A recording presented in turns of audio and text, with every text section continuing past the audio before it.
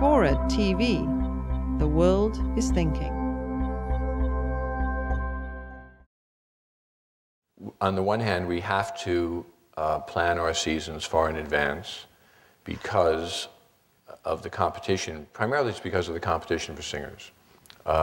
Singers, the stars, who are stars for a good reason, which is that they sing well, and audiences respond to them.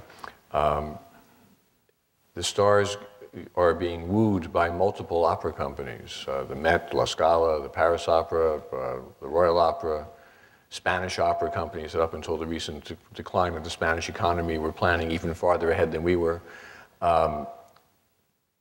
So, you know, the major opera companies are all trying to get the leading singers to sing on their stages. And that is a situation, a pre-existing condition that has been out there for a long time. So, you know, it's all a series of risks. You know, we bet. I mean, a good example is our current ring cycle. You know, we at the time when we were casting this ring cycle, Ben Heppner was the leading Siegfried singing on the stage of any opera house. By the time we were a year away from performing Siegfried, he was no longer leading tenor and was experiencing difficulties.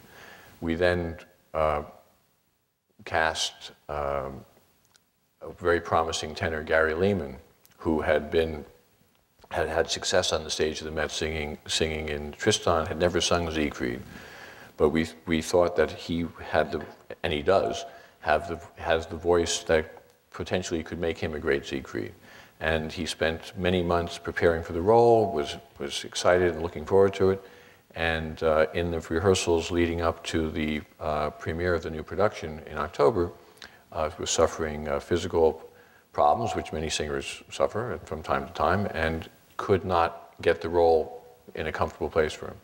And the great irony of all this, of the story of how we approach casting 5 or 6 years ahead of time, is that the singer who ended up singing Siegfried was somebody who I was not even aware of, who was the understudy for Siegfried, J. Hunter Morris, who had sung Siegfried once before in San Francisco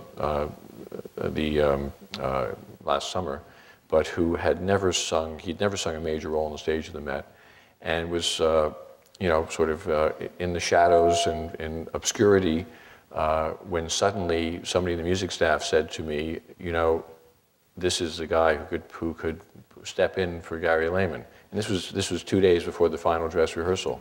And because the challenge of casting a role like Siegfried is there are literally, for a theater the size of the Met, there are about 3 singers in the world who can sing it, literally get through the performance from start to end without collapsing.